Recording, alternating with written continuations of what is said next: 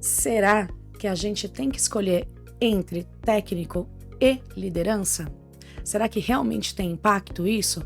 Será que a gente tem que fortalecer uma das pontas ou não? E aí? É sobre isso que a gente vai falar hoje no Papo de Futuro, uma jornada de aprendizado.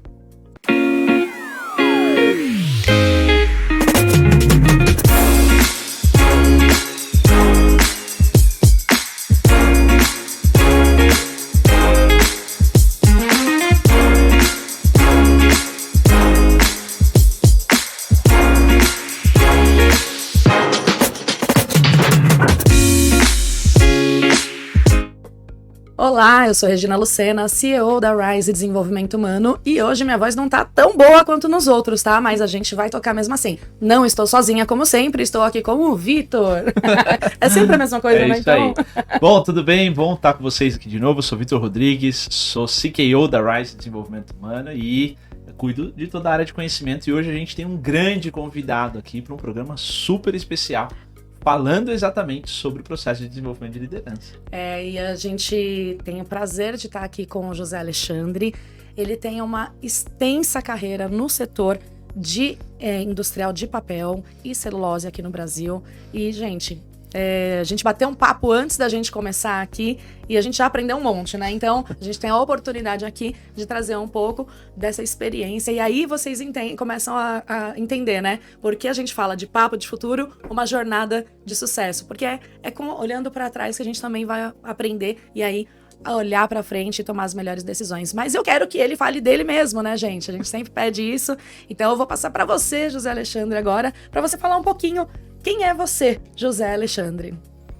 Ok, muito obrigado. Obrigado por estar aqui com vocês, Regina, Vitor. Um prazer enorme estar aqui. Quando me convidaram para estar aqui presente, aceitei imediatamente, na hora. Acho que foi um prazer enorme ter recebido já o convite e estar aqui com vocês. Meu nome é José Alexandre, sou responsável pelas operações industriais da Regional Norte da Suzano.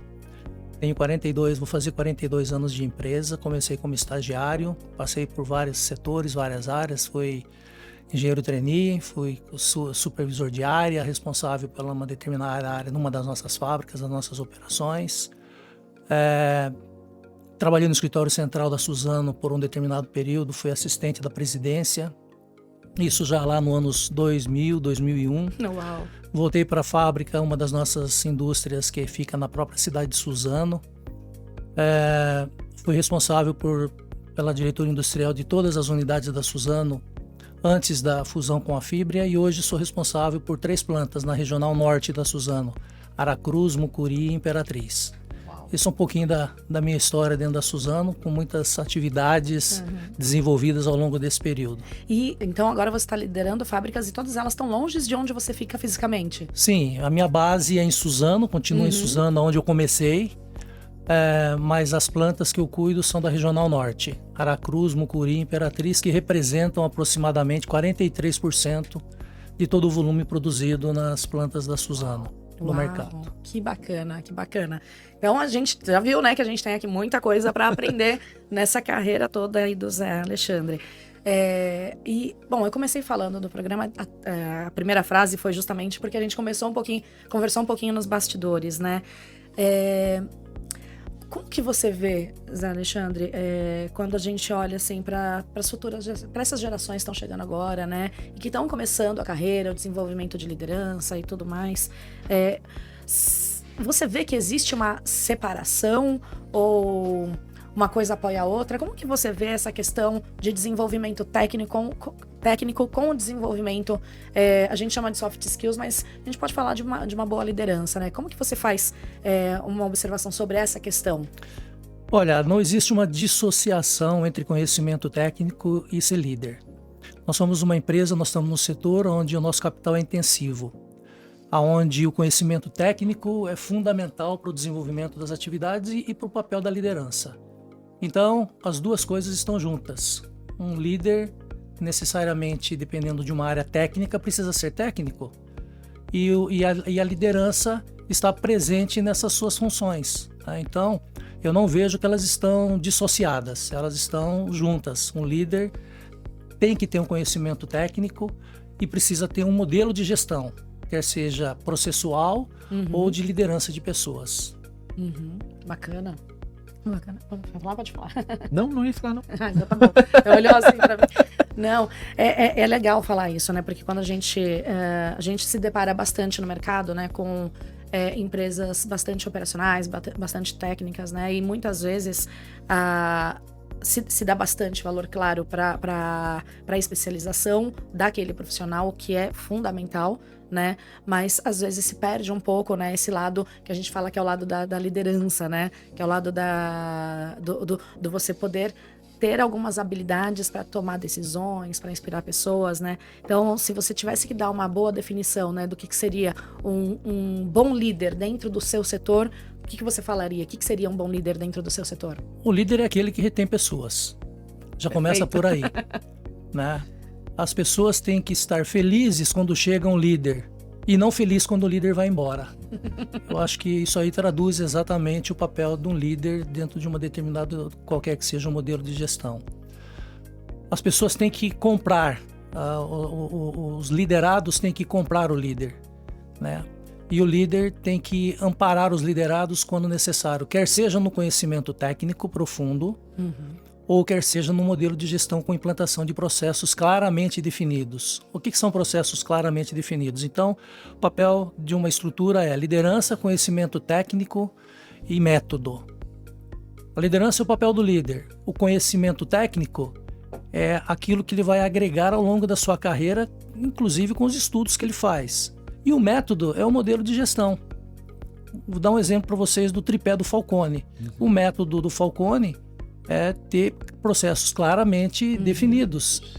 E há muito a gente adotou esse modelo de gestão e ele dá certo, ele funciona, né? Você ter processos claramente definidos através de gestão participativa, SDCA, PDCA, diagnóstico de trabalho operacional, diagnóstico de trabalho de manutenção, o próprio modelo do MCM, manutenção de classe mundial, são métodos que você utiliza para você se fazer no modelo de gestão, né? Então, claramente que esse tripé funciona. Eu não tenho dúvida nenhuma, porque a gente utiliza esse tripé já tem alguns anos. Eu diria para você que nesse modelo, dentro da minha atividade dentro da Suzano, a gente já percorre ele desde 2005, 2006. E funciona. Bastante tempo. E eu acho que tem uma coisa, né, que inclusive nós comentamos anteriormente, quando a gente tem os processos claramente definidos, isso ajuda a direcionar a ação de trabalho desse líder e da equipe, e ao mesmo tempo que protege, né, esse líder, porque ele tem respaldo do que fazer, né?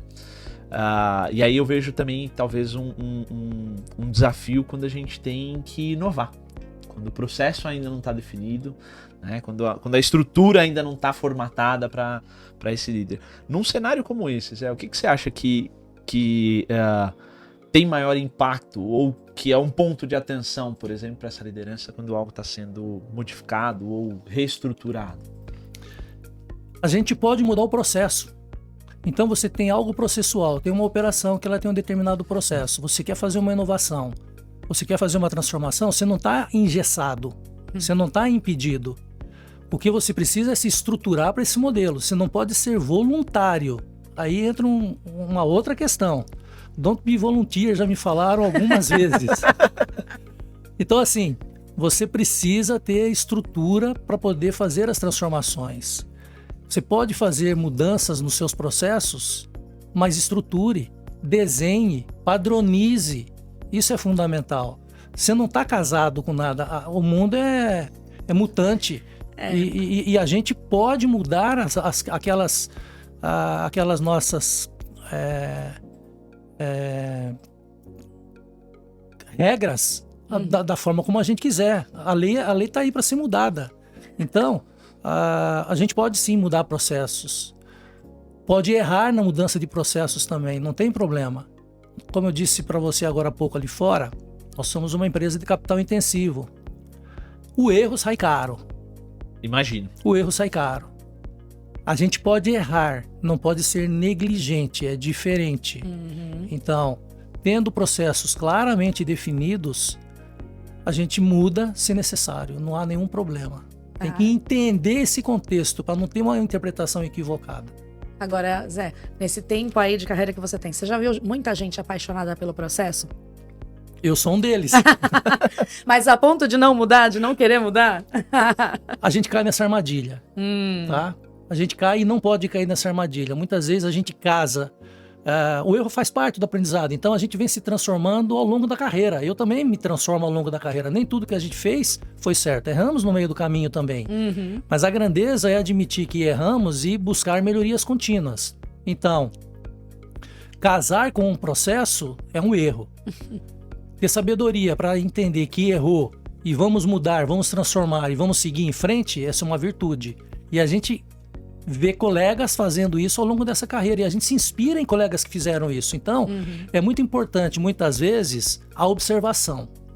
A gente aprende tecnicamente na escola, faz cursos de pós-graduação, vai para universidades de ponta e quando volta, a gente quer transformar tudo, né?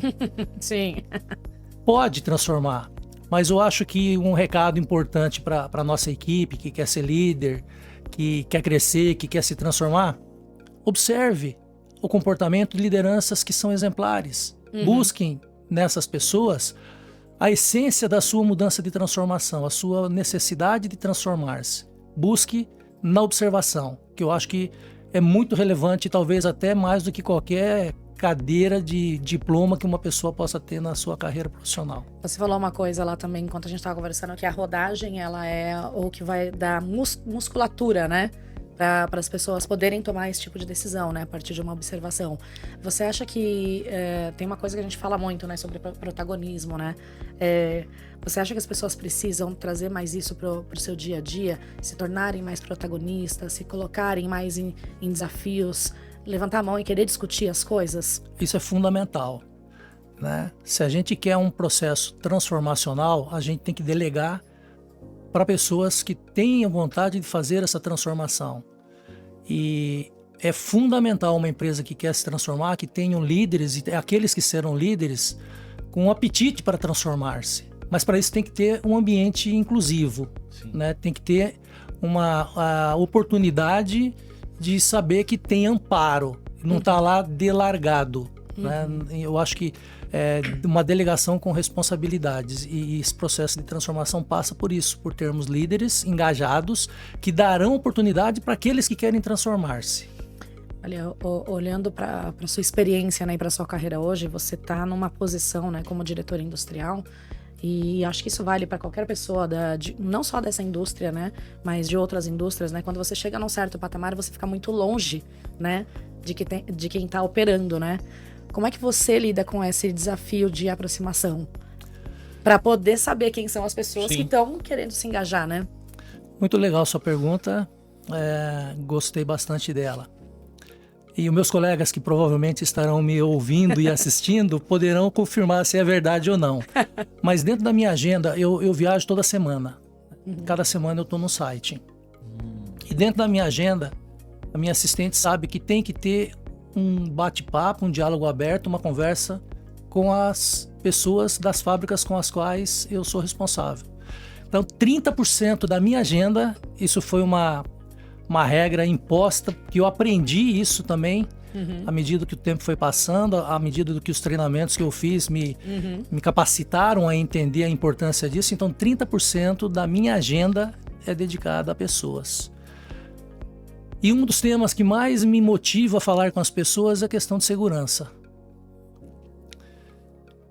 Ano passado, eu estive pessoalmente falando, como nós estamos conversando aqui, que não foi por vídeo, foi pessoalmente, por aproximadamente 2.700 pessoas. Uau!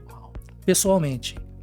Ao longo de 12 meses, de janeiro a dezembro do ano passado, eu estive seguramente num ambiente levando o tema segurança, exclusivamente sobre segurança. Levando informações, compartilhando experiências, levando um tema de suma importância, demonstrando que segurança é valor para a nossa empresa, é valor para a Suzano. Então, esse é um dos temas que eu sou apaixonado, né? E dedico tempo para isso. Então, a sua pergunta é, como é que faz isso? Estando próximo das pessoas. não dá para delegar para alguém falar em meu nome. Eu costumo dizer que a segurança, as pessoas que estão suscetíveis a serem acidentadas ou se acidentarem, é a que está na ponta. E não é numa sala que eu vou conseguir fazer a mensagem chegar lá. Eu tenho que estar lá na ponta para levar a mensagem, porque são elas as mais suscetíveis a um acidente. Os meus líderes, muito provavelmente, nunca se acidentaram. O meu diretor de operações, o meu gerente executivo, o meu gerente funcional, com raras exceções, algum desses se acidentaram. Mas quem vai se acidentar é quem está lá na ponta. Então é lá que eu tenho que estar. Uau. É com eles que eu tenho que estar presentes. E eu garanto para vocês que estou conseguindo atender a expectativa. 30% do tempo eu dedico a eles. Eu, na verdade, fiz essa pergunta sabendo um pouquinho já do que viria, porque eu olhei, né? A gente foi olhar um pouquinho sobre você e eu vi no seu LinkedIn que você faz vários diálogos, né, com as equipes, né? Cada vez que eu vou para a fábrica tem um encontro com a equipe. Essa semana mesmo eu tive um com a minha equipe e fico muito à vontade para falar sobre o tema, porque é um tema que me apaixona. Você sabe que tempos atrás, eu fazendo um trabalho de desenvolvimento com um time operacional, e o que você falou aqui é muito bacana, justamente porque às vezes a gente percebe que a mesma atitude que a pessoa tem dentro, no site, né, no ambiente de trabalho, ela leva para casa. E num treinamento, uma pessoa trabalhava na operação de uma indústria química. Ele trouxe uma reflexão assim muito interessante, né? Ele me fez uma pergunta, né? Ele falou: professor, quanto é que custa esse cadeado aqui, ó? E aí eu falei: cara, não sei, sei lá, R$2, R$5, R$10, não sei quanto custa um cadeado desse. Aí ele falou: o cadeado custa R$4,50. Agora, quanto vale uma vida? E eu falei: cara, onde é que ele quer chegar, né? E aí ele trouxe para mim um comportamento. Ele falou: ó, no nosso ambiente fabril, a gente tem uma série de procedimentos para tudo que coloca a gente em risco. Mas às vezes a gente não percebe isso em casa. E às vezes em casa a gente tem, e ele falou, eu trabalho numa indústria química, e às vezes em casa a gente tem produtos químicos absolutamente disponíveis para as crianças, para os nossos animais e tal. E ele falou: um cadeado como esse e um porta-cadeado para você travar um armário que dá acesso a isso pode salvar uma vida. Então ele estava falando que esses comportamentos, né, e era esse o tema da nossa discussão, quando esses comportamentos saem do ambiente de trabalho e vão para casa e educam as pessoas em casa, ele confirmando isso, né? Isso deixa a gente muito mais confortável, porque a gente sabe que aquilo que a gente faz não só nos protege, como protege as pessoas da nossa família. Ô Vitor, muito bacana esse comparativo que você faz, e eu vou fazer um outro para vocês. Que na nossa casa a gente não faz, mas nas nossas operações nós somos obrigados a fazer. Você alguma vez que pregou um prego na parede da sua casa para colocar um quadro, usou óculos de segurança? Lógico que não. Você vai fritar ovos. Você põe óculos de segurança para sua esposa, seu marido, põe óculos. Não põe. Assim nós somos nas nossas operações. Dentro da fábrica, precisa cumprir regras que na nossa sociedade não se cumpre. E infelizmente, a vida é assim, a sociedade é assim. A gente só começou a usar cinto de segurança quando começamos a ser multados. Tem né? razão. Então, cumprir regras de segurança, usar os EPIs necessários, é salvar vidas. E nós somos implacáveis com esse processo, com esse método, com essa regra. Que na sociedade a gente não cumpre muito, né? A gente não cumpre de uma maneira geral, né? Pejorativamente, a gente não cumpre nem o farol vermelho. A gente não respeita o pedestre na faixa, né? Mas dentro da empresa, é outro... Então, existe uma necessidade de se fazer cumprir regras de segurança. Por quê? Porque nós, latinos, diferente dos europeus, não gostamos muito de regras, né? O europeu é mais engessadinho, mais padronizado. Nós não, nós somos muito criativos, né? E isso tem um lado bom e um lado que não é muito bom. E o lado da segurança não é muito bom. Para isso nós temos que cumprir regras. E esse tema é um tema que eu exploro com frequência nas minhas investidas nas fábricas. Mas olha que interessante, né? Vocês trouxeram 2 pontos de vista desse assunto, né? Mas a gente percebe na sua fala, né, a importância disso, né? E dentro dos valores que comportam você, né? Segurança é um valor alto para você, isso é muito claro na sua fala. Mas você já parou para pensar quantas pessoas você impactou por ter esse valor alto e transbordando na sua fala? E aí, aí, ó, acontece, tá? E aí, com esse exemplo do Vitor, né? Talvez tenha alguns que você nem saiba que você impactou a ponto de levar o comportamento para casa. Já pensou nisso? Já pensei e pratico isso, sabe, Regina? Pratico isso e vou dar um exemplo para você que é melancólico pensar nesse assunto. Eu costumo dizer para o meu time, numa véspera de feriado, eu gosto muito de estatística. Sim. Sou apaixonado por estatística. Para mim tem que ser dados e fatos, né? Meu time já me conhece. Mas é lamentável a gente saber que numa estatística, numa véspera de feriado, alguém que está fazendo a mala não vai voltar. Por quê? Porque estatisticamente os acidentes vão acontecer durante o feriado. Então, eu tenho dito isso pro meu time e acho que eles levam isso para as famílias, que vão passear, que vão sair de férias, que vão passar um ano novo, um Natal, uma Páscoa, um feriado prolongado, que levam essas mensagens. Então, eu acho que com isso eu consigo cumprir, de alguma forma, esse benefício também estendido às famílias, de que pessoas tenham a conscientização de sair num feriado prolongado que alguém não vai voltar. Melancolicamente é uma verdade. Acho que redobra o cuidado, né? Acho que a partir do momento que você toma consciência, né, de um dado como esse, você começa a observar mais as suas ações na execução do projeto Viagem, né? Acho que isso é uma coisa bem bacana. Aí, de novo, né, talvez voltando um pouco aqui no assunto, mas observando a importância da gente seguir regras, ao mesmo tempo que é importante inovar, né? Como que você acha que a liderança impacta no setor de vocês para promover as duas coisas? Nós temos processos definidos para mudanças também. Por exemplo, uma experiência industrial. A gente não é casado com uma determinada matéria-prima, com um determinado fornecedor. Nós temos processos, nós temos procedimentos claramente definidos para você mudar o seu processo através de uma mudança criteriosa, processual, padronizada, que vai te causar algum incômodo. Vai causar, um produto vai sair fora da qualidade, o consumo vai sair maior, o equipamento pode parar em algum determinado momento por essa modificação, mas nós temos processos que permitem as mudanças, as transformações. Como eu disse, não vamos ser voluntários. Desenhe o que você vai fazer.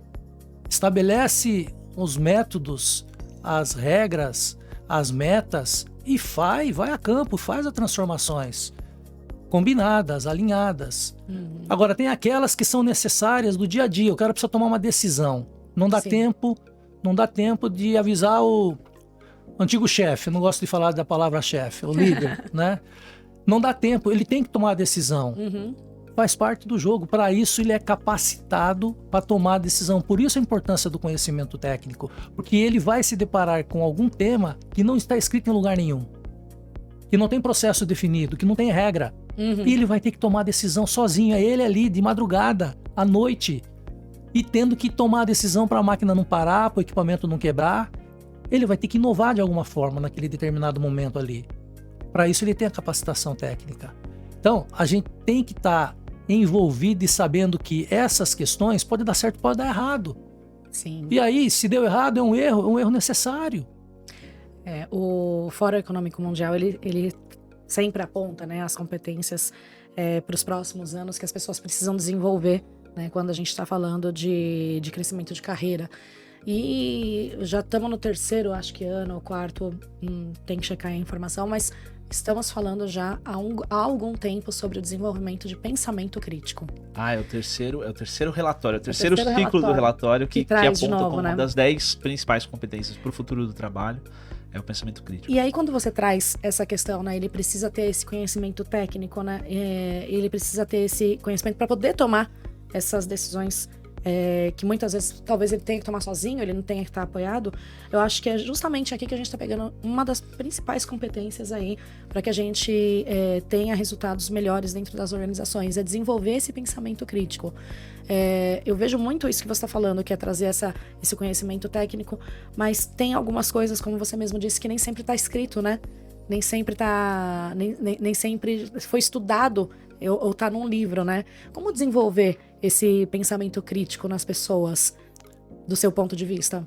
Bom, começa pela formação de pessoas. Nós estamos num setor no Brasil bem, nesse momento, bastante agitado. O crescimento profissional do nosso setor bastante intenso.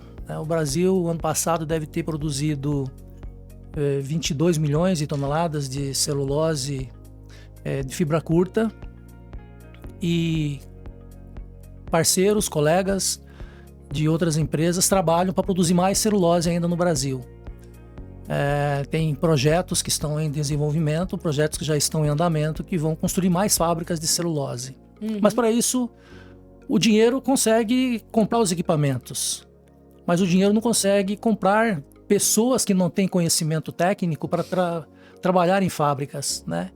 Esse é um processo longo, um processo contínuo, duradouro, desenvolver pessoas. E o papel do setor de celulose e papel, né, é desenvolver novos colegas, desenvolver competências para suprir essas demandas que virão. Então, qual é o nosso papel cada vez mais? Desenvolver pessoas, cada empresa saber que ela precisa desenvolver pessoas através dos treinamentos, através das oportunidades, através da contratação, de formar pessoas para ir subindo na cadeirinha. Começa lá como auxiliar de produção, vai como primeiro assistente, segundo assistente, operador de painel, coordenador, é uma cadeirinha. Isso demora tempo. Para você ter uma ideia, para formar e capacitar um operador que vai sentar no painel e operar uma caldeira de recuperação, um digestor, uma linha de fibras, não é menos que 10 anos. Uau! Ninguém vai colocar no painel de operação de uma caldeira de recuperação, que é o principal ativo, é o ativo mais caro de uma planta de celulose, uma pessoa que não tem experiência. 3, 4 anos não. Inclusive, existem fábricas fora do Brasil, na Europa, que estabelece que para sentar nessa cadeira são 10 anos de experiência. A gente segue mais, não tem uma regra definida, mas a gente tem um conhecimento que, à medida que o operador está capacitado, a gente observa, os nossos líderes conhecem as pessoas que estão em treinamento, falam, esse agora está capacitado. Começou como assistente, foi na área, veio para o painel, treinou um tempo no painel, está apto para operar o painel. As horas de voo dele, né? Como se fosse... É um piloto. Né? É como se fosse um piloto de avião. Não pode cair. O avião não pode cair. Se cair, morre todo mundo. Então, não dá para colocar inexperientes sentado numa posição de destaque. Passa muito pelo... E as nossas áreas de gente e gestão, que tratam de pessoas, devem disponibilizar os recursos, mas a responsabilidade é da área. Quem é responsável pelo treinamento, pela capacitação, são as áreas industriais. As áreas de gente e gestão dão as ferramentas, dão os recursos, e a área industrial é a que desenvolve. E aí, claro, tem áreas que são mais rápidas o treinamento, tem áreas que são mais demoradas o treinamento. A área de caldeira de recuperação, por exemplo, a área de turbina, são as áreas que mais demandam horas de trabalho para capacitar as pessoas a sentarem nessas cadeiras. Acho que você uma vez estava falando sobre esse desenvolvimento, né?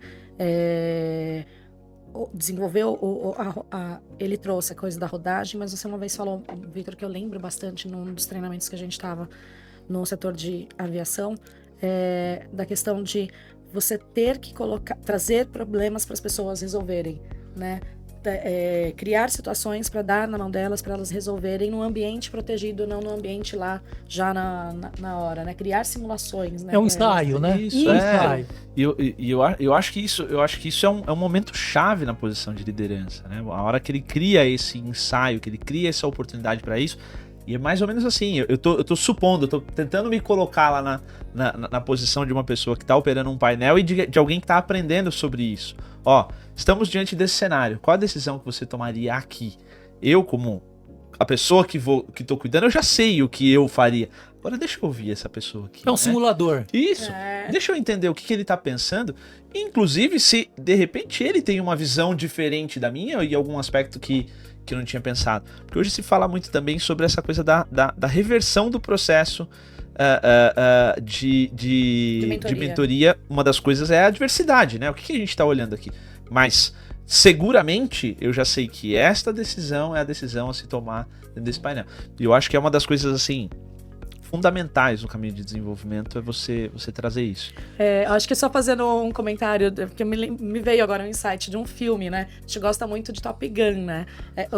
Das duas versões, Tom na Cruise. Primeira versão, primeira versão lá atrás, anos 80. Eu lembro muito bem do momento que a professora entra na sala lá e dá uma situação e pergunta pra eles qual seria a decisão de vocês nessa situação. Acho que é isso, né? Criar esses ensaios, esses simuladores para ajudar as pessoas a criarem massa crítica sobre assuntos complexos, né? Porque imagino que é um assunto complexo, né? Esse, como você falou, é o maior ativo, né? De uma empresa, né? A caldeira de recuperação. Então, criar espaços para que eles possam ter essa massa crítica, não só lá na hora, né? No dia a dia, mas talvez em alguns momentos criar esses espaços de simulação. Não sei se isso é viável, mas eu acredito que... Não, é viável e já existe. Ai, que legal. Já existe. Uma planta nova, por exemplo, hoje já recebe um treinamento com simuladores. Ótimo. Né? Então, o operador ele pode brincar lá com o operador com experiência. Quando você vai fazer uma planta nova, por exemplo, o operador que vai sentar na caldeira tem que ter muita experiência. Então, ele aproveita o conhecimento dele da experiência para simular as operações de tanques, válvulas, bombas em operações de dinâmico treinamento. Então, é muito importante esse seu comentário e já existe esse tipo de treinamento. E ontem, numa aula introdutória que nós fizemos com o pessoal que está fazendo a pós-graduação e que vai assistir o módulo de liderança, a gente comentava sobre o modelo 70-20-10, né? E a importância da gente ter clareza. Eles estavam numa aula absolutamente técnica. Eu confesso que a hora que eu entrei na aula eu não entendi nada.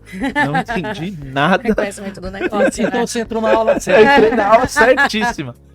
Mas eu comentava justamente, se eu não me engano, o professor era Rafael e tal. E eu fiz um comentário. Falei, ó, aquilo que o Rafael tá ensinando aqui para vocês, para mim eu não consegui entender o que ele estava dizendo, justamente porque eu peguei um recorte de 5 minutos no meio de uma aula mais longa. Mas eu falava justamente sobre o impacto da gente ter atenção naquele momento e que aquilo representava 10% do caminho de aprendizado. Né? Então, assim, só 10% do que vocês vão aprender sentado numa cadeira em sala de aula.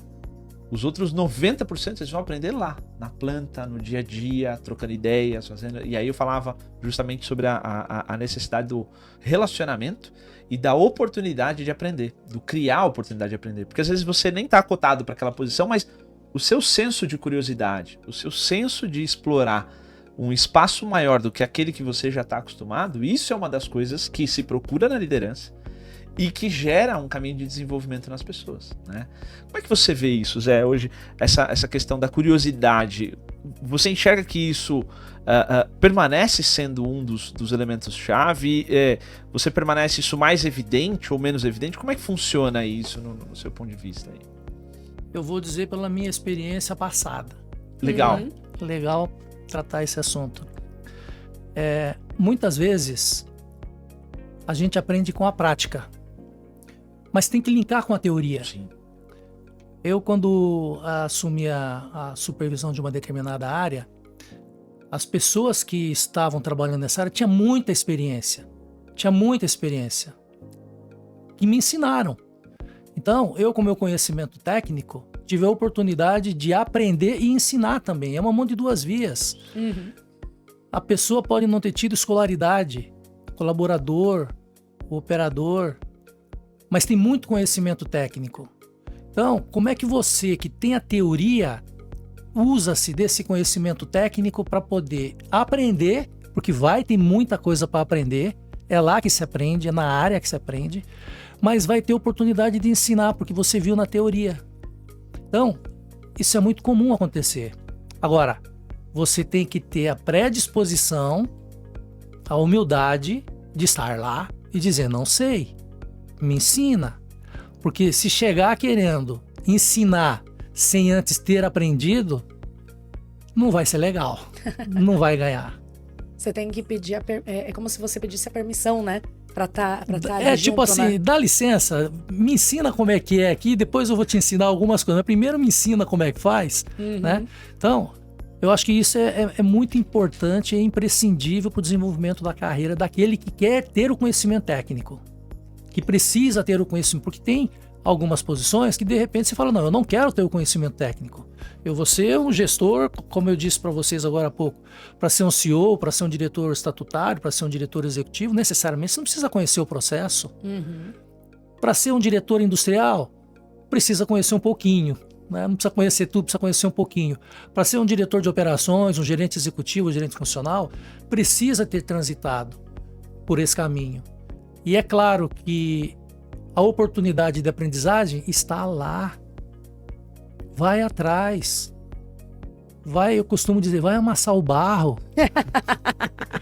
É lá que as coisas acontecem. Tenha humildade para dizer, não sei. Depois você vai ensinar. Mas a primeira questão é, não sei, me ensina, me ajuda. E é interessante e contextualizar, né? Como as pessoas estão dispostas a te ensinar. É só você querer. É só você ter humildade para dizer, cara, não sei fazer. Né? Don't be volunteer, como já dizia um amigo meu. Eu acho que é um papo super gostoso esse, né? A gente não sabe o quanto as pessoas querem ser ouvidas, né? Porque isso também demonstra atenção, né? Imagina você chegar lá no seu papel de líder e tá disponível para as pessoas falando, me fala o que você sabe, né? Eu tô aqui para você me ajudar, né? E aí a pessoa se sente valorizada, né? E isso cria uma conexão, né? Então para você liderar as pessoas, você precisa criar essas conexões, né? Sem dúvida. Você tem que estar na mesma frequência. Se você está numa frequência diferenciada, você não vai entrar, não vai convencer. O líder que não tem o time junto com ele não é líder de nada. É um gestor apenas. Né?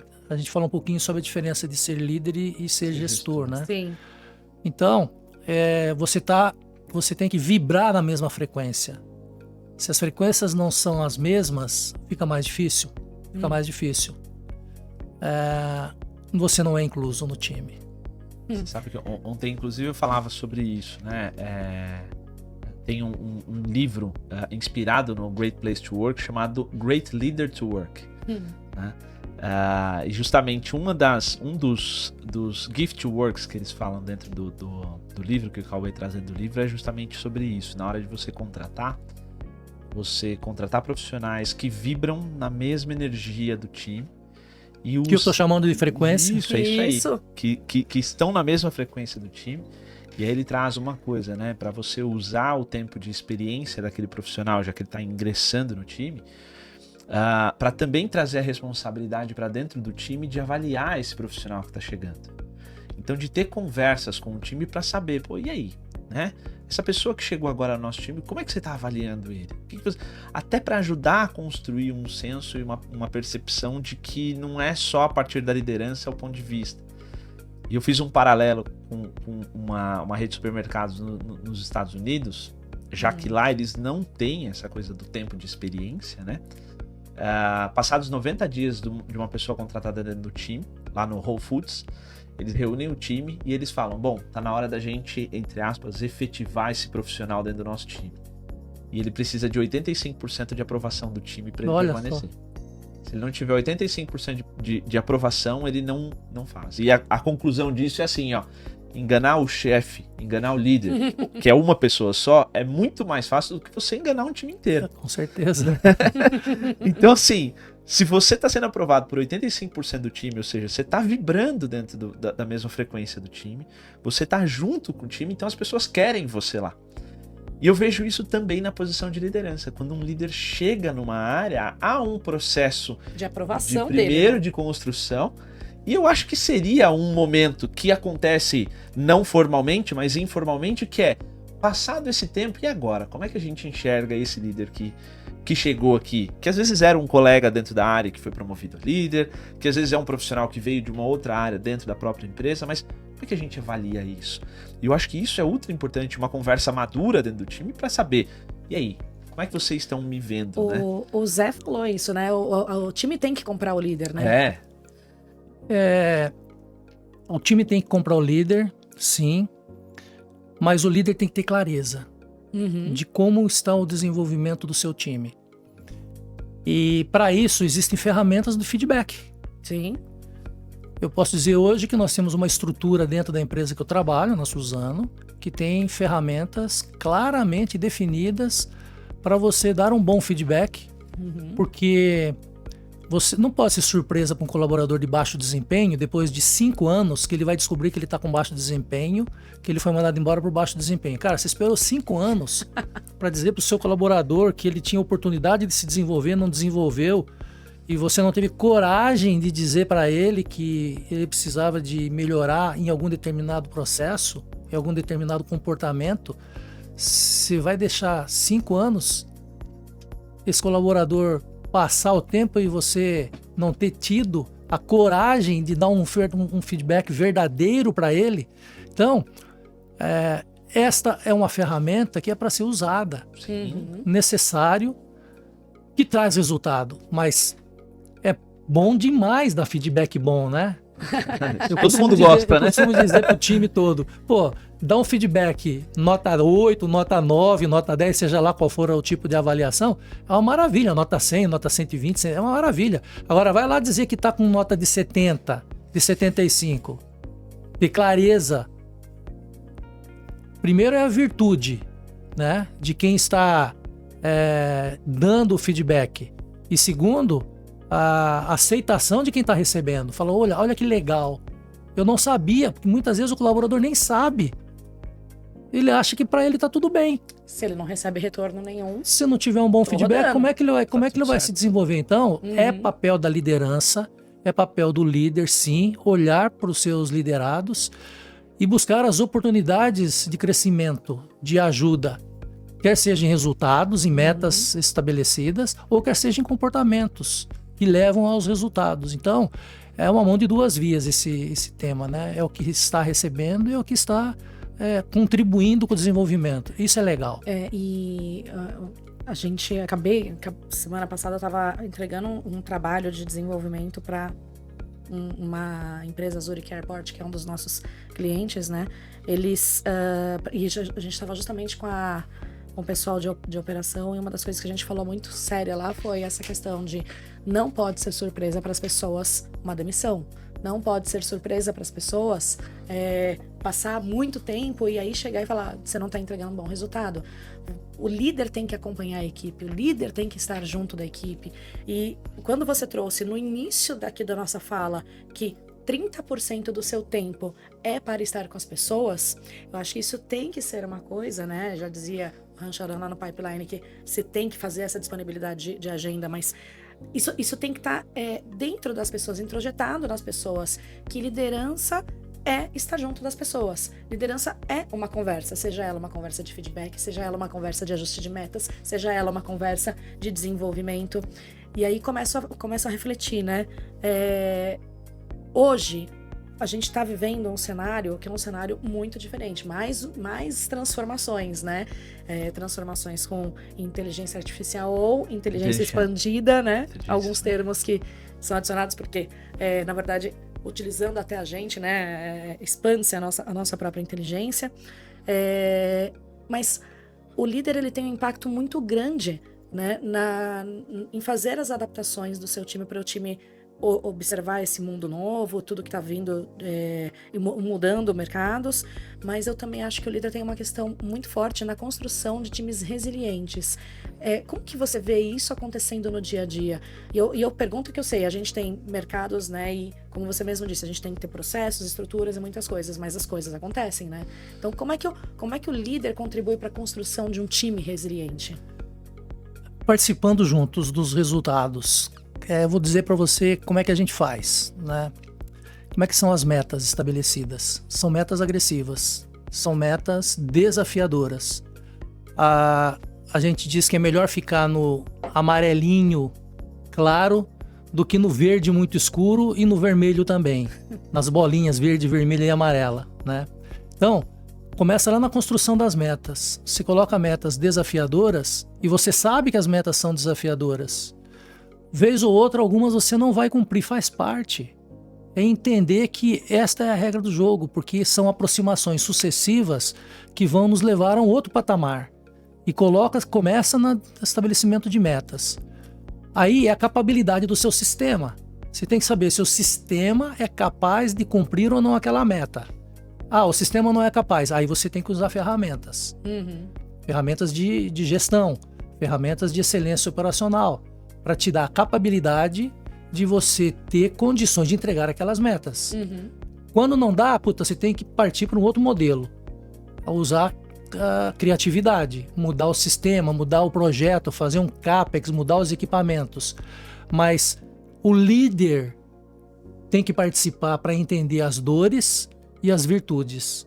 Esse é o papel do líder, estar junto, presente, entendendo, comemorando na hora que precisa comemorar e não sofrendo a hora que não atender, porque isso faz parte do jogo, não adianta sofrer. Aí tem que ter a sua pergunta, tem que ter a resiliência, né? E muitas vezes, nós que somos os líderes e participamos dos processos ativamente, eu digo isso pro meu time, quando você vai embora para casa, se ficou com um pelinho atrás da orelha lá, dizendo que ficou um probleminha para trás, colocou a cabeça no travesseiro, aquilo tá te incomodando, pode ter certeza que ali vai dar problema, porque ele sabe que vai dar problema. Então não deixa isso acontecer. Mata o problema na raiz, resolve os problemas, tem a coragem, tem a resiliência para enfrentar os problemas. E para concluir essa sua pergunta, muitas vezes os líderes pecam porque eles não gostam de ouvir notícia ruim. E muitas vezes quem vai dar a notícia também não gosta de dar notícia ruim. E precisa muitas vezes dar notícia ruim, dizer, cara, não vai dar aquilo que estabelecemos por motivo adversos, não vai dar. Tem um equipamento lá que vai quebrar, vai dizer, ó, o equipamento vai quebrar, tem a coragem de dizer que o equipamento vai quebrar, que não vai dar. Se não tiver essa aproximação sucessiva, se não tiver essa confiança nas relações de qualidade, vai esconder problema, vai para casa, vai colocar a cabeça no travesseiro, vai ver que vai quebrar e vai quebrar e quebra. Aquele problema anunciado, né? Então, a resiliência parte muito desse processo, né? De você saber que você tem metas desafiadoras, algumas você vai cumprir, outras você não vai cumprir, mas o resultado vai vir no final das contas, tudo vai dar certo. Acho que a grande jogada aí é saber o que é meta crítica, né? Que eu não posso deixar de fazer, e o que eu posso o que é importante pro negócio. É justamente a pessoa ter clareza sobre isso, né? Tem coisas que se a gente não faz, todo o resto não tem importância, né? É a priorização. É isso aí. Aí a prioridade. Você vai dar prioridade para um tema que é causa o impacto de uma parada da fábrica inteira, ou você vai dar prioridade para um tema que causa a parada de um setor e segue em frente. Então, você tem que ter o conhecimento para você tomar a decisão junto com o seu time. Você vai colocar foco naquilo que é prioridade do momento. Uma planta de celulose, ela é projetada para que entre 10% e 8% do tempo ela não opere. Então é 90% a 92% de eficiência, a gente chama de operate stability, eficiência de capacidade. Um projeto é feito entre 90% e 92%. 8% vai dar problema. Não sofre com isso não, vai dar problema. Para você ter uma fábrica que não dá problema, o custo de manutenção é altíssimo. Então você tem que balizar os seus recursos para a capacidade do seu processo e saber que em algum determinado momento você vai ter problema. E tem que ter resiliência para tratar, tem que ter maturidade para tratar com a equipe e para quem você responde. Né? Eu acho que ajudar a equipe a criar essa resiliência justamente nesse tipo de conversa, né? É trazer para eles, decidir junto com eles, né?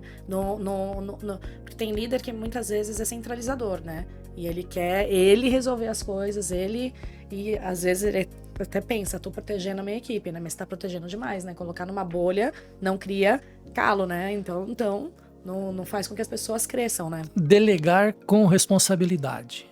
Não é delargar, né? É delegar com responsabilidade. Esse é o caminho de uma liderança que tem sucesso. A minha experiência foi transitada por esse modelo. Tem um ditado que diz assim: mar calmo não faz bom marinheiro. É. Tem que ter um pouco de agitação. Mas eu entendo que quando a gente fala do desenvolvimento de profissionais, eu acho que isso é esperado. E eu acho que até uma das coisas que a gente vê em relação a uma busca por uma estabilidade que não existe, principalmente quando a gente fala do desafio geracional, das novas gerações que não experimentaram muitos momentos de altos e baixos. Eu falo assim, a gente que é jovem há mais tempo, a gente viveu num momento em que a nossa inflação, por exemplo, era galopante, e depois, na sequência, na década de 90, nós vivemos um momento de reestruturação econômica naquele momento.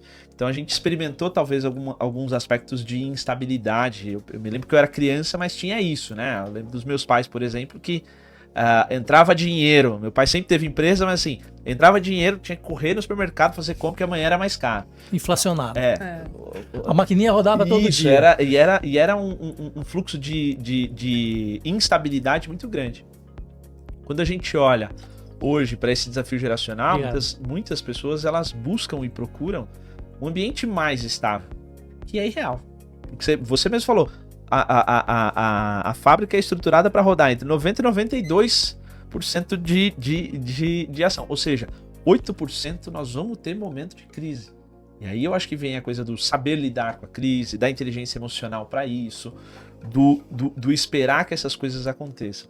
E aí eu acho que vem talvez até um grande desafio da gente pensar para frente. Porque daqui 4 anos, 5 anos, quem nasceu em 2010 vai estar no mercado de trabalho.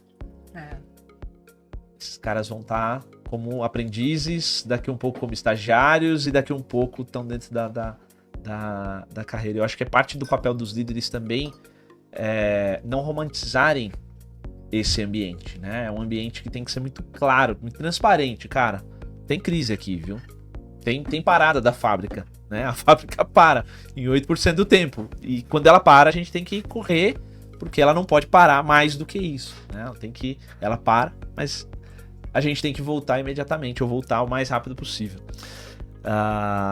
E aí eu coloco isso para você. Como é que você enxerga esse desafio, olhando para frente, olhando para o futuro, pensando o que os líderes precisam se preparar para lidar dentro desses ambientes de mais volatilidade e dessa perspectiva de mudança geracional?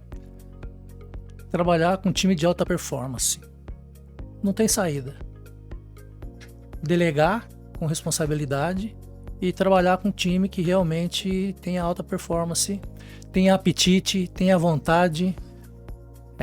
Como você disse, daqui a alguns anos vai ter uma galera que vai estar entrando no mercado de trabalho. Mas tem uma galera também que está saindo do mercado de trabalho. E muitas vezes são diferentes do que quem começou. Os equipamentos são outros. A forma de atuar é outra. Antigamente, uma fábrica de celulose operava-se na área, abrindo e fechando válvula. Equipamentos pesados, equipamentos de capital intensivo, mas que requeriam braço, força física. Hoje, o sistema está muito avançado. Hoje, a inteligência artificial está entrando cada vez mais. As pessoas estão sendo convidadas a pensar mais, né? Porque está sentado numa sala, num equipamento digitalizado, abrindo e fechando válvula. E muitas vezes a inteligência artificial, que já está aí, já veio para ficar, faz muito das operações. Então, qual que é o desafio? O dia que ficar sem o equipamento, controlando o processo, o operador vai saber operar? O dia que o equipamento quebrar, porque o equipamento está muito mais robusto também. As manutenções cada vez são mais espaçadas, né? O tempo de reparo dos equipamentos são menores, o tempo de falha dos equipamentos são maiores. E muitas vezes, aquelas pessoas com muitas habilidades, que tinham pela repetibilidade das atividades, já não vão existir mais. Então, requer sim uma habilidade da liderança saber que esses momentos vão acontecer, que são diferentes do meu modelo do passado. Né? No passado, conhecimento técnico era muito mais importante do que é hoje. Por quê? Porque dependia de 1, 2, 3 pessoas. Hoje, ferramentas existem avançadas para que a gente não dependa tanto do conhecimento técnico, né? Mas o líder tem que saber transitar por esse modelo de gestão. Em que momento ele vai lançar a mão do conhecimento técnico? Está preparado para isso? Tem alguém na equipe dele que vai suportar isso? Né? Porque o equipamento, inteligência artificial, sistema digitalizado faz tudo, e a hora que não fizer, como é que vai tomar a decisão? Então, são fases e momentos diferentes. O líder tem que se deparar com isso. Talvez os grandes especialistas daqui de 5, 10, 15 anos, talvez não vão existir mais. Vai depender tudo de ferramentas avançadas. E aí como é que faz? Que modelo de gestão você desenhou? Que modelo de gestão você se preparou para cuidar do futuro? É transformacional.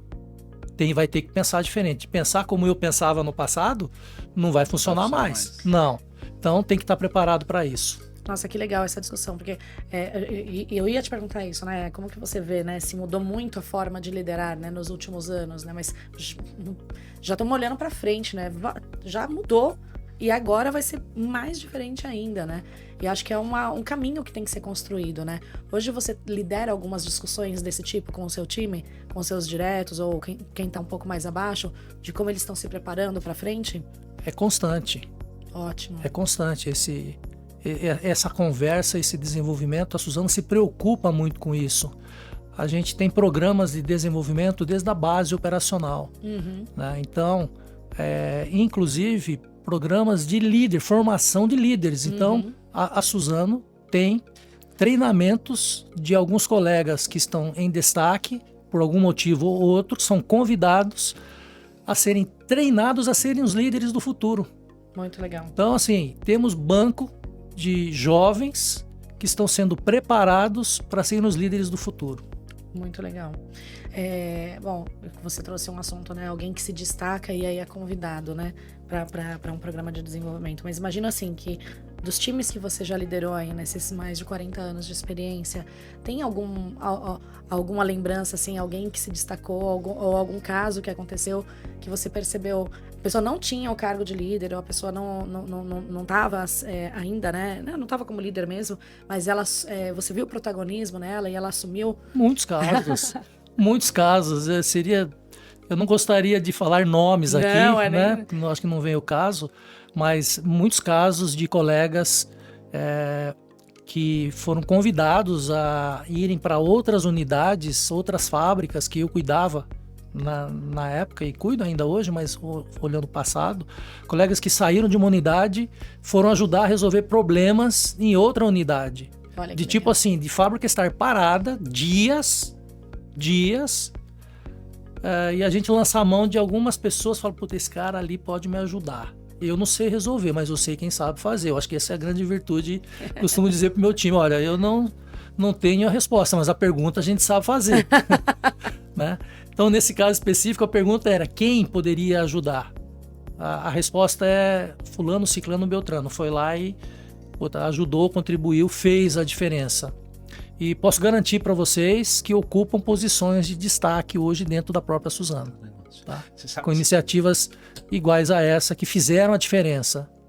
Você sabe que é interessante, né? Porque muitas vezes a gente vê movimentos que já aconteciam, que acontecem naturalmente. E uma das coisas que você destacou é assim, quando eu crio uma estrutura processual para isso, eu facilito a construção disso, né? Hoje se fala sobre as SBOs, Skill Based Organizations, né? As organizações baseadas em habilidades. E esse mapeamento de habilidades, né? Um dos caminhos que está se desenhando dentro desse processo, dessa estruturação, é justamente isso, é o líder ter clareza e assim, registro disso. Quem são as pessoas aqui dentro da minha área que tem XYZ habilidades, quais são as habilidades que o meu time tem e que muitas vezes estão fora daquilo que é o job description da pessoa. Então, às vezes tem alguém que entende muito de uma determinada coisa por se interessar, por se envolver e tal, mas que não tá exatamente dentro do job description, e aí entra a coisa do precisei de alguém com essa habilidade em tal lugar, quem são as pessoas que rapidamente a gente destaca para isso, né? A gente, corporativamente, tem um banco de informações compartilhadas entre todas as unidades de quais são os especialistas que você pode lançar a mão dentro do grupo. Isso é muito legal. Aonde você tiver um problema que você não consegue resolver numa determinada área porque ali não estão conseguindo... Aonde estão as pessoas que você pode lançar a mão? Dentro da empresa e fora da empresa. Porque pode ser que dentro da empresa a gente não tenha os especialistas. E acontece não com frequência, mas quando acontece o impacto é grande. Quando acontece tipo assim, cara, eu tô com a fábrica parada, eu preciso de alguém que venha me ajudar aqui, mas eu sei onde é que esse cara tá, eu vou lançar a mão dele. E isso é frequente a gente fazer. É raro, mas acontece sempre. Quando acontece é porque a vaca tá deitando já. Né? Mas a gente tem sim banco de informações, dados de qual a especialidade da pessoa e aonde ela está, em que unidade ela está. A gente criou isso dentro do grupo, principalmente depois que nós fizemos a fusão com a Fibria. Né? E você sabe que tem, você falando isso, uma das coisas que me vem à cabeça, muitas vezes as empresas têm isso estruturado e às vezes em alguns níveis as pessoas não têm clareza de que isso já é uma realidade, de que isso existe, ou de que existe uma oportunidade dentro desse processo. Tá me lembrando de um cliente, nós fizemos um trabalho, eles são uma rede de restaurantes, e aí um dos garçons, ele é tido como o melhor garçom de toda a rede, uma unidade no Rio de Janeiro. E já foi perguntado para essa pessoa várias vezes se ele não queria assumir a posição de maître, porque quem cuida muito bem do salão tem habilidades para ser maître. Ele falou, não quero. Se me tirar dessa posição, vai me matar, porque o que eu gosto é isso daqui. E eles pensando numa forma de como que eu posso utilizar esse talento de uma pessoa que adora aquilo, que faz aquilo, não existia isso dentro da empresa, eles criaram um modelo para que essa pessoa frequentemente possa ir a outras unidades, assumir uma praça de atendimento, continuar atendendo, mas em alguns momentos ele ser o mentor de todos os outros, porque ele é o classe mundial. Ele é a referência. Ele é a referência de atendimento. E para ele foi, eu conversando com ele, eu estava lá no Rio de Janeiro, tive a oportunidade de conversar, ele falou, cara, para mim foi a melhor mudança que aconteceu na empresa nos últimos anos, foi isso. Quando me perguntaram, tudo bem, você não quer ser líder, você não quer ser gestor, ser um maître em uma unidade, mas você pode fazer isso. Ele falou, para mim foi a melhor coisa, porque daí eu posso dividir meu conhecimento. Já aconteceu alguns casos na minha carreira de oferecer uma determinada posição para algum colaborador que a gente vê habilidade e ele fala, cara, não estou preparado para isso, não quero. Né? Mas voltando um pouquinho ainda ao tema especialidade, eu acho que fica um aprendizado muito importante para a liderança, é que ninguém sabe tudo. Não tem ninguém que sabe tudo. E muitas vezes, já me deparei com isso também, de a pessoa tipo assim, cara, não mexa no meu queijo. Você vem aqui e dá palpite na minha área, essa barreira eu diria para você que ela é transponível.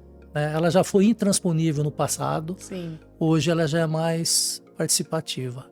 Então, tem também a situação do cara tá lá comendo o pão que amassou, não quer ninguém mexendo na área, tem algum especialista, tem alguém que sabe e não dá o braço a torcer. Cara, esse não é o líder que nós queremos.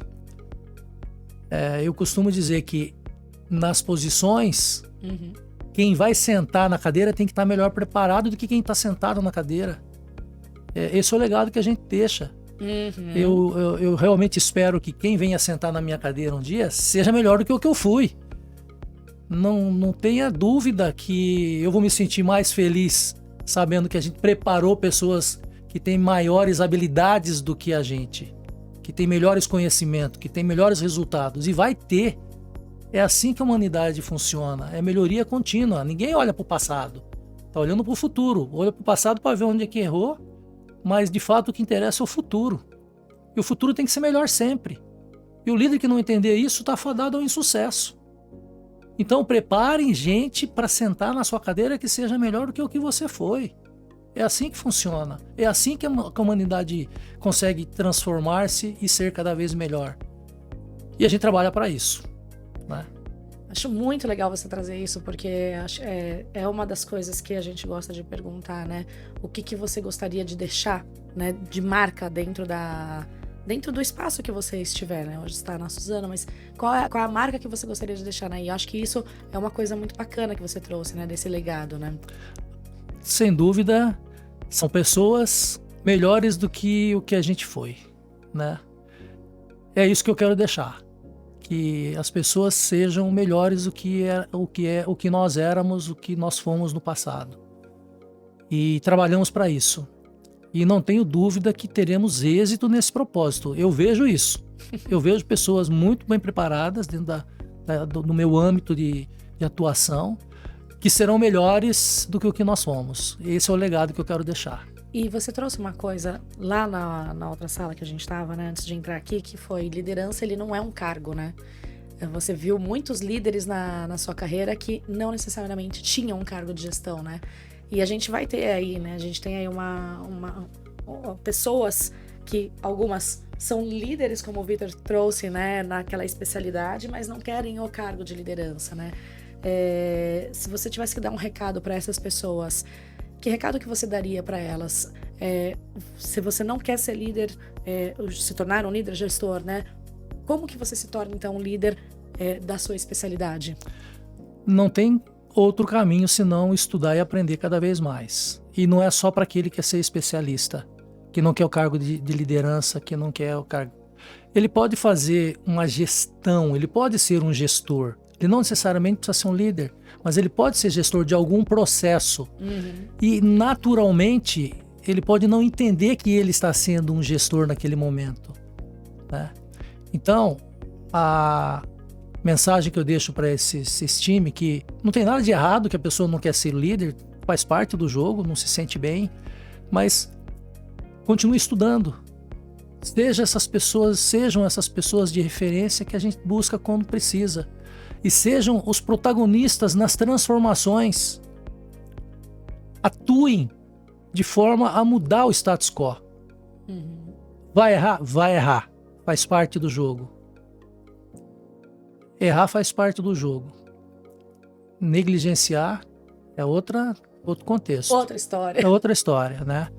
Mas desenhe o processo, mude com consciência, envolva as pessoas na mudança, chame o fornecedor, converse com outros que já fez, troque experiências, não fique no seu casulo, saia do seu mundo.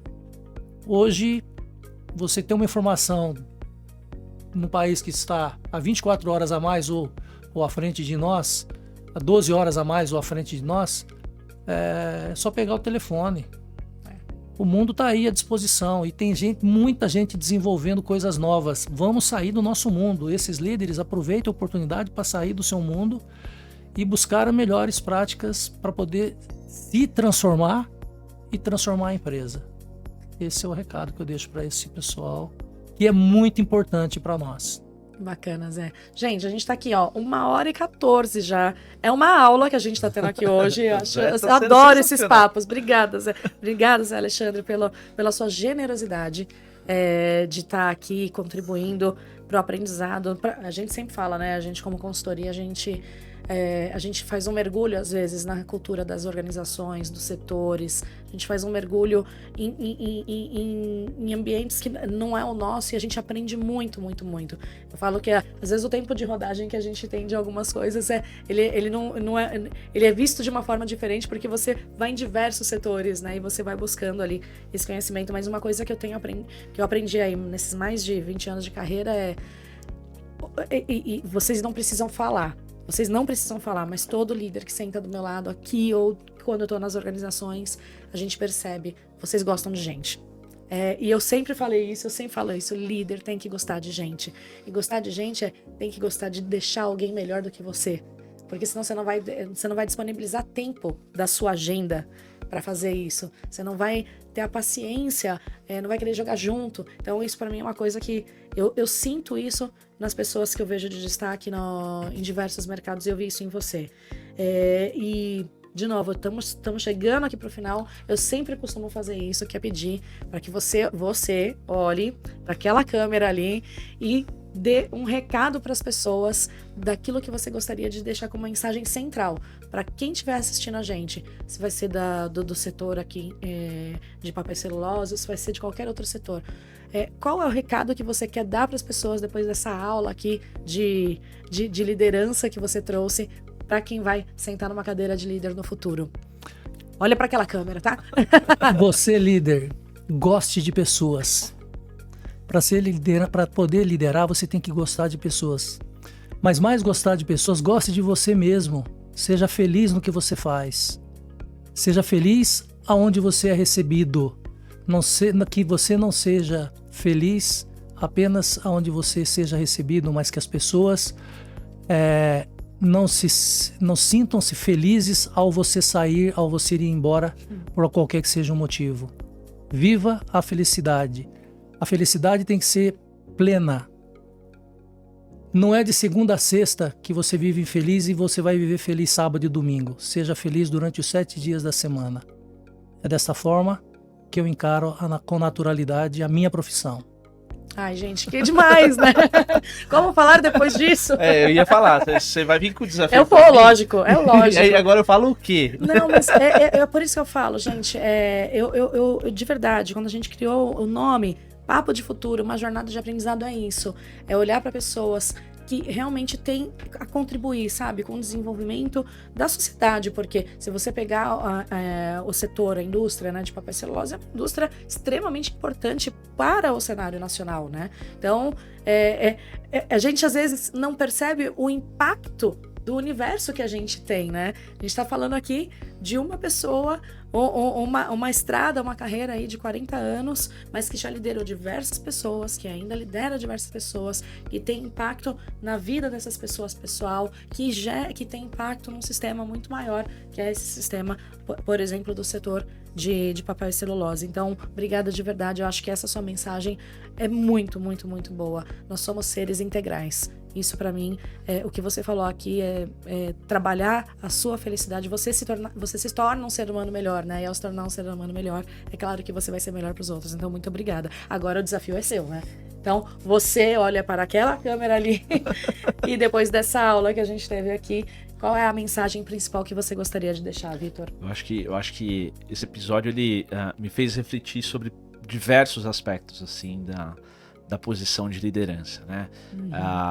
E aí eu diria, reforçando um pouco do que o Zé trouxe aqui, a habilidade técnica, ela é absolutamente importante para aquilo que você faz no setor que você faz. Então, dedicar tempo, energia para que você conheça amplamente isso, acho que isso é uma das grandes fortalezas que você pode construir para você. Mas da mesma forma, isso não pode ficar em você. Eu acho que isso tem que ser dividido com as pessoas. Eu descobri tempos atrás, né, que o meu propósito tinha muito a ver com essa coisa de dividir o conhecimento, até por isso que eu tenho a profissão que eu tenho. Então eu circulo muito em cima disso.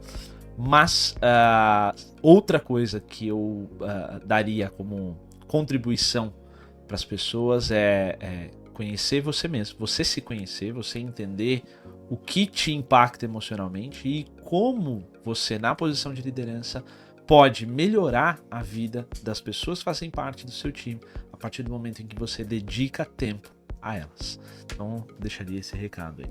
Bacana também.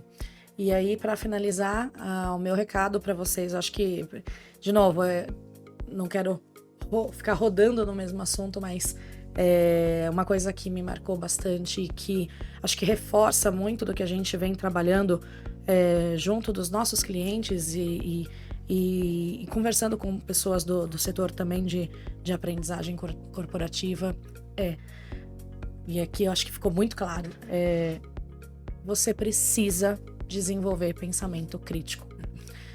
Se você conseguir desenvolver o seu pensamento crítico, ter repertório, que aí tem embasamento técnico, como os dois falaram, mas principalmente, e aí eu vou pegar a palavra que o Zé Alexandre trouxe, ter coragem, você vai fazer a diferença na sua vida, na empresa e na vida das pessoas. Acho que para mim essas coisas ficaram muito fortes aqui na nossa conversa. Desenvolver pensamento crítico e ter coragem. E é isso, gente. Quero agradecer vocês, o tempo de vocês de novo. Obrigada, Zé Alexandre, que está aqui com a gente. Obrigado a vocês. Sua generosidade, muito, muito obrigada. Só isso eu posso dizer para você. Muito, muito obrigada por estar aqui com a gente. E vamos convidá-lo novamente para sentar aqui nessa cadeira. Com certeza. Você é ótimo, adorei. Estarei aqui. É só me convidar. Queria de cara aqui agradecer também a quem me convidou para estar aqui junto com vocês. Agradecer a Viviane, a BTCP. Agradecer ao Versiano, que é um dos colaboradores nossos de uma das unidades nossas, que fez o convite para mim e eu aceitei prontamente. Então, muito prazer em conhecê-los, eu não conhecia vocês e foi um prazer enorme estar com vocês aqui. Zé, nem parecia uma estreia, cara. É verdade, né? Ultra experiente. O Zé confessou pra gente que era a estreia dele no podcast, então... Mas, gente, de novo, obrigada, espero que vocês tenham gostado, espero que vocês tenham aprendido. Se vocês tiverem dúvidas, quiserem continuar conversando, vocês podem mandar mensagem pra gente, pra BTCP, e eu tenho certeza que eles entram em contato com o Zé também, para que o Zé possa interagir com vocês também.